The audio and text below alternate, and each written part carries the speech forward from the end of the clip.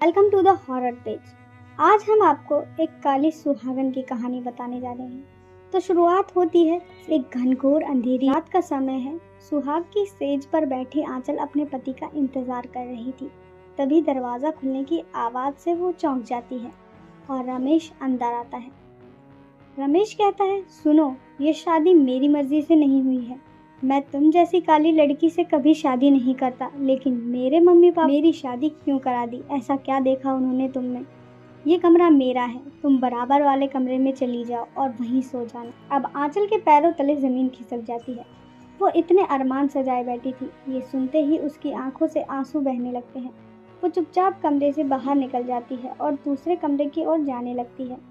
तभी उसके कानों में ठहाकों की आवाज़ आने लगती है। उसने कॉरिडोर से निकलकर सीढ़ियों पर खड़े होकर देखा तो उसके सास ससुर दोनों ही बैठकर हंस रहे थे। ससुर कहता है, देखा कितना दहेज मिला है, हमारा तो घर ही भर गया है। अमीर घर से रिश्ता जोड़ने का यही तो फायदा होता है। पैसा इतना मिलता है कि तिजोरी में भी रखने की जगह नहीं बचती। तभी सास कहती है, वो तो ठीक है, लेकिन इस काली कलमुही से कैसे पीछे छुड़ाया जाए? मैं तो अपने रमेश की दूसरी शादी किसी सुंदर लड़की से करा दूंगी। तभी उसका ससुर बोलता है, अरे वो सब बाद में देखा जाएगा, अभी तो पैसे के मजे ले लो और वो घर में नौकरानी की तरह काम करती रहेगी। तभी आंचल को गहरा सदमा लग जाता है और वो सोचती है, मेरे पापा से ये सब कितने मीठे होकर बात कर रहे थे। पापा ने मेरे रंग के कारण ही इन्हें इतना सारा दहेज दे दिया। वो पैसों से मेरी खुशी खरीदना चाहते थे। उन्हें पता लगेगा तो ना जाने उन पर क्या बीतेगी।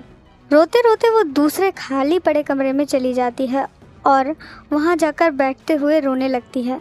तभी अचानक से उसकी आंख लग जाती है। सुबह उठकर जब वो नीचे आती है तो उसकी सास उससे कहती है, बहू तू अपने मायके फ़ोन कर दे, वो तुझे पग फेरे के लिए आज ही ले जाएं। यहाँ हम तेरी मुँह दिखाई नहीं कर सकते, सब हमारा मजाक उड़ाएंगे। आंचल चुपचाप आकर फ़ोन करने लगती है। उसके पापा आकर उसे ले जाते हैं। घर जाकर वो किसी से बात नहीं करती, अपने कमरे में जाकर रोती रहती है। शाम को उसकी ससुराल से कोई उसे लेने भी नहीं आता। आंचल को बहुत गुस्सा आता है। वो चुपचाप स्टोर रूम में चली जाती है और ये दवा लाकर पी जाती है। कुछ देर बाद वो खड़े होकर इधर उधर देख रही थी। वो अपने आप को बहुत हल्का महसूस करने लगी। तभी वो देखती है कि सामने ही उसका शरीर पड़ा था।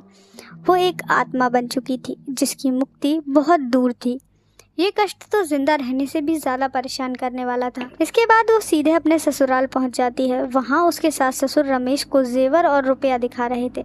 रमेश कहता है, मुझे आप लोगों पर पहले गुस्सा आ रहा था, लेकिन अब समझ आ गया कि आपका प्लान तो ये था। तभी उन्हें कमरे में ज़ोर से हवा चलने का एहसास होने लगता है। कमरे के सारे खिड़की दरवाजे तो बंद हैं। उसी समय सामने की दीवार पर लगी घड़ी नीचे गिरकर टूट जाती है। कमरे की लाइट भी धीरे धीरे कम होने लगती है। पलंग पर पैसे और जेवर बिखरे पड़े थे। तभी रमेश के मोबाइल पर फ़ोन आता है। उसे सुनकर उसके होश उड़ जाते हैं। रमेश कहता है, माँ, आंचल के पापा का फ़ोन था, वो बुरी तरह से रो रहे थे। उसकी सास कहती है, चलो अच्छा ही हुआ, खुद ही पीछा छूट गया। चल अभी तो वहाँ चलते हैं, कुछ दिन बाद मैं तेरी पसंद की लड़की से तेरी शादी करा दूँगी। तीनों दरवाजे की ओर जाने लगते हैं, लेकिन ये दरवाज़ा अपने आप बंद हो जाता है। सास, कौन है? तभी कमरे में अंधेरा होने लगता है। कमरे की रोशनी अपने आप कम होने लगती है। ससुर कहता है, अरे खिड़की खोलकर किसी को आवाज़ दो, दरवाज़ा शायद बाहर से बंद हो गया है। तीनों दरवाजे को धक्का देने लगते हैं। दूसरी ओर पलंग पर पड़े नोटों में आग लग जाती है। पूरा बिस्तर जलने लगता है। जेवर भी उसमें पिघलने लगते हैं। ये देखकर तीनों बुरी तरह से डर जाते हैं। तीनों एक दूसरे को पकड़कर खिड़की की ओर भागने लगते हैं, लेकिन ये क्या, खिड़की भी नहीं खुलती और कमरे में धुआं बढ़ता जा रहा है। सास और ससुर खांस खांस कर बुरा हाल हो चुका है। रमेश उन्हें नीचे बिठा देता है। वो खुद दरवाज़ा खोलने की कोशिश करने लगता है। पलंग की आग अब बुझ चुकी थी, बस थोड़ी सी सुलग रही थी। तभी किसी ने रमेश का पैर पकड़कर खींच लिया। रमेश नीचे गिर गया। उसके सिर पर भी गहरी चोट लग गई। उसके मम्मी पापा को कुछ नज़र नहीं आ रहा था।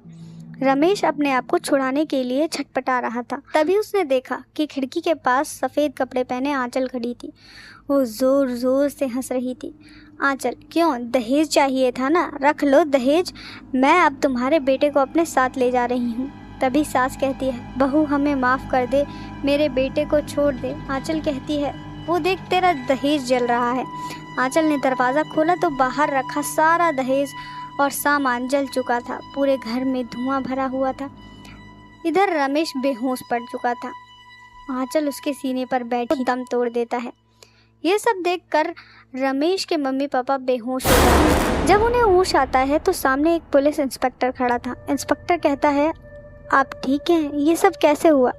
तभी उसका ससुर कहता है, बहू ने मेरे बेटे को मार दिया है, उसे पकड़ो। तभी इंस्पेक्टर कहता है, अरे आपकी बहू तो मर चुकी है। सास कहती है, नहीं, हमारे सामने ही उसने मारा है मेरे बेटे को, उसे बिल्कुल मत छोड़ना। रमेश के मम्मी पापा अब इंस्पेक्टर से गुहार लगा रहे हैं कि साहब हमें बचा लो, नहीं तो वो हमें भी मार देगी। वो यहीं पर है, आप उस कमरे में देखो। इंस्पेक्टर पूरा घर देख लेता है लेकिन वहाँ कोई नहीं मिलता। रमेश की लाश को पोस्टमार्टम के लिए भेज दिया जाता है और इंस्पेक्टर वहाँ से चला जाता है। इधर दूसरी तरफ आंचल का शव लकड़ियों पर रखा हुआ था। उसके पिता बिलक बिलक कर रो रहे हैं। सभी रिश्तेदार जो कल तक शादी की खुशियां मना रहे थे आज उदास खड़े थे। आंचल ये सब देखकर रो रही थी। तभी उसके पापा कहते हैं, काश मैं इन लालची लोगों के यहाँ उसका रिश्ता नहीं करता, कम से कम मेरी बेटी मेरे घर में तो होती। अब मैं किसे देखकर जिंदा रहूंगा। अब इस अंतिम संस्कार के बाद सब चले जाते हैं और आंचल अब अपने अगले शिकार की तरफ निकल चुकी है, जो कि उसके सास ससुर हैं। वीडियो को लाइक और चैनल को सब्सक्राइब करना मत भूलना, वरना कहीं